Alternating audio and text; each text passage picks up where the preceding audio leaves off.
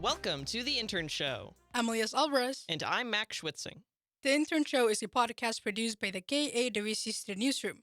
We aim to broadcast news by students for students. This week on the Intern Show, we speak with Arizona Western College students about their experience as a transgender or gender-nonconforming youth in Yuma. And LGBTQ Organization 1 in 10 offers resources for young people across the state. International Transgender Awareness Day is Monday, March 31st. The topic of transgender youth is contentious, nationally and in Arizona. According to the Trevor Project's 2024 survey on the mental health of LGBTQ plus young people in Arizona, 51% of transgender and non-binary youth ages 13 to 24 reported that they or their family have considered leaving Arizona for another state because of LGBTQ plus related policies and laws. Max spoke with AWC student and esport athlete Emilio Mendoza about their experience as a transgender youth in Yuma. What is it like being a transgender youth in Yuma? I don't know. It's kind of weird. I'll be like, I have my friends. My friends are all like awesome. They're like super respectful about me and my pronouns. They go, oh yeah, the goober. And I'm like, oh yeah, yes I am. But like if it's like some random on the street, like if I'm like, oh yeah, no, do not call me this. They're like, nah. So it's just kind of like, that's kind of sad, but it's whatever. I vibe. What do you sort of do to deal with that lack of support from the community? I don't know. I just kind of, I have my friends. They're my community. I enjoy them. I have my people. You know, I'm good. How has being transgender shaped your perspective and how you interact in school and the community? I don't know. I see a lot of things like, a lot of people, they gender things super easily. I don't. I think that's one of the things that I see like through my transgenderness, my transgender eyes. Yeah, it's like, for example, like nail polish, like people will be like, well, people will be quick to say like, oh, that's a girl thing. I'm like, no, it's just a little fun thing. Or makeup too, or like suits, dresses. It's all just stuff. Do you think that transgender awareness matters here?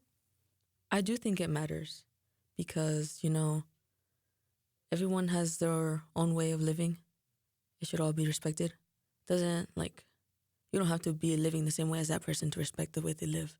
I don't know. It's like it's a weird combination of like, respect it, but like, don't be mean about it. I think you gotta find your people, first off. You gotta find your people in the community. Otherwise, you're gonna feel alienated always. That's just how it is. It's your people, and that people is like your family. From there, you can reach out to the rest of the community. But before you find your people, like, you're always gonna feel alone.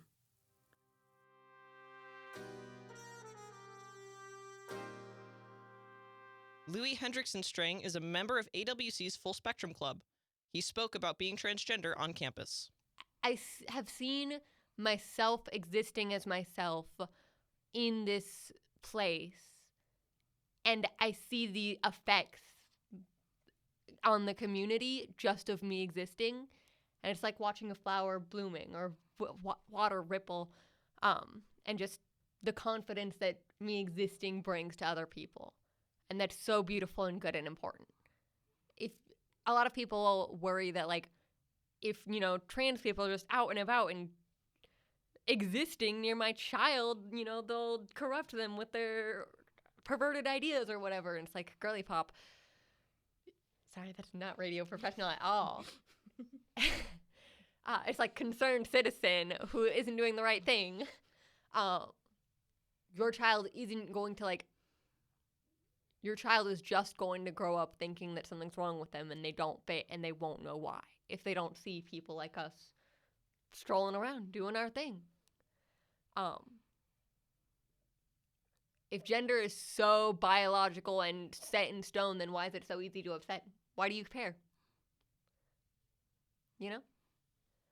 If transgender visibility didn't matter, then why do you care if we're visible or not?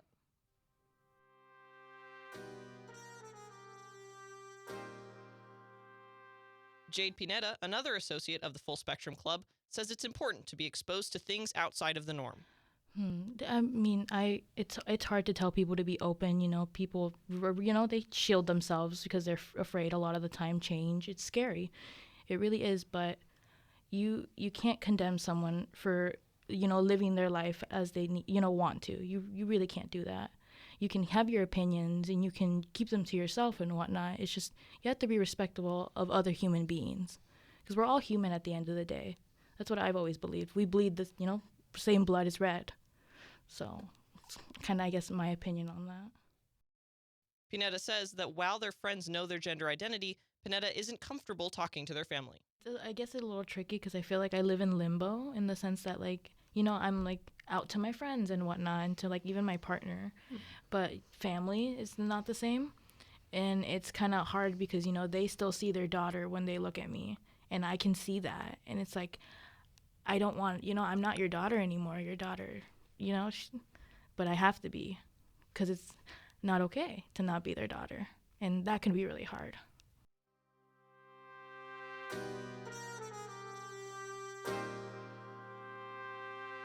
One in 10 is a group based in the downtown Phoenix area that provides essential support through group meetings and resources. Since their founding in 1993, 1 in 10 has long since expanded to be as southern as Yuma and as northern to Flagstaff, Prescott, and Show Low, using satellite locations. Satellite manager Kay Krisnerich spoke about the resources 1 in 10 offers to youth aged 14 and 24 here in Yuma, and how they can be accessed, especially by those who are not yet out to their family. Could you please tell me about a little bit more about the specific resources you offer in Yuma? Yeah, absolutely.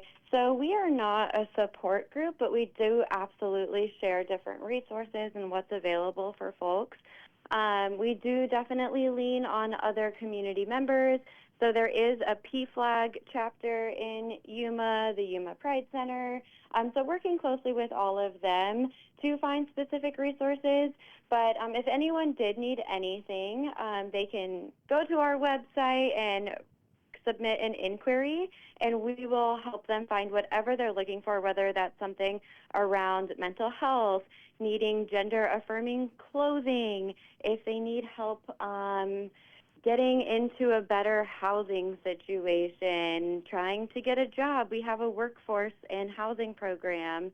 Kind of anything that you need to be able to succeed in life, we will make sure to find and research those resources for you, and also making sure that they are with a safe and affirming person or organization.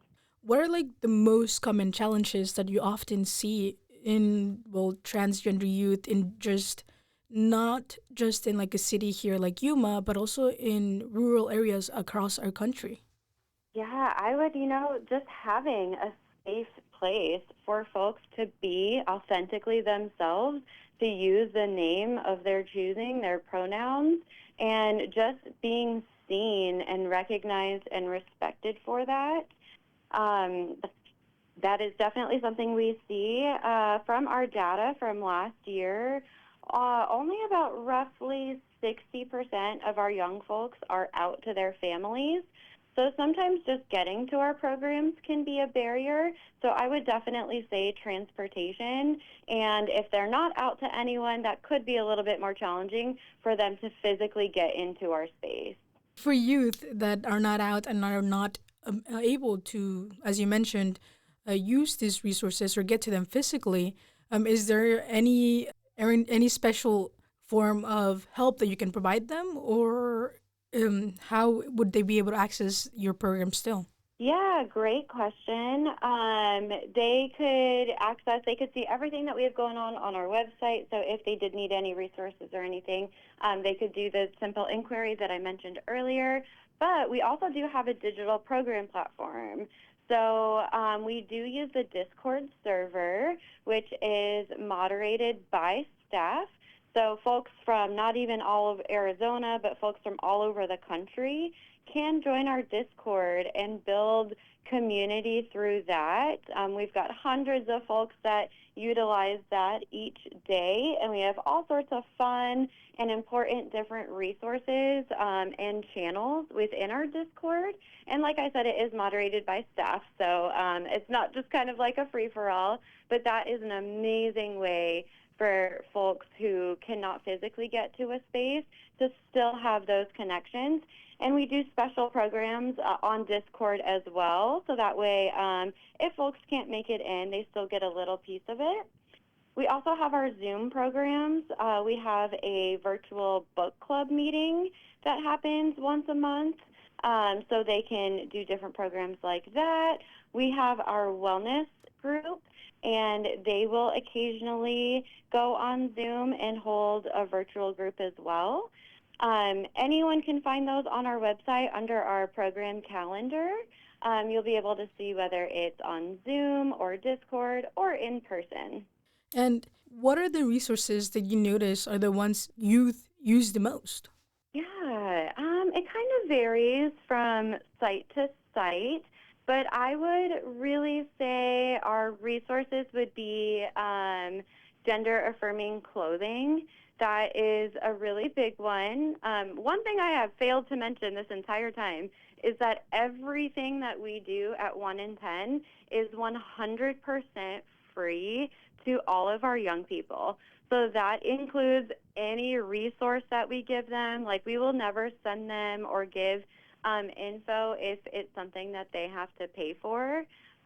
So if someone is struggling with body dysmorphia and they are needing a particular clothing garment to help with that, like, we connect with other organizations and we make sure we do everything we can to get that garment out to them free of charge.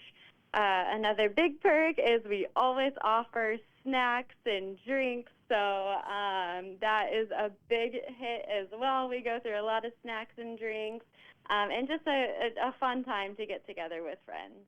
That was 1 in 10 Satellite Program Manager Kay Krisnerich. More information about resources available for transgender and other LGBTQ youth in Yuma can be found under this week's podcast episode, available at kawc.org. The Intern Show is produced by the KAWC Student Newsroom at KAWC Colorado River Public Media. Send your questions or comments to studentnewsroom@kawc.org. This show is available as a podcast or online at kawc.org under the KAWC Shows tab. The KAWC Student Newsroom is supported by the local news initiative at the Community Foundation for Southern Arizona. Since 1980, the Community Foundation for Southern Arizona has been a trusted philanthropic partner, helping individuals, families, businesses, and nonprofits work together to create a stronger community. Our theme music is Election Time by Kurt Nobel. The Flash Interviews music is Funkmeister by Theo JT. Both are available at freesound.org. I'm Elias Alvarez. I'm Max Schwitzing. Thank you for tuning in to The Intern Show.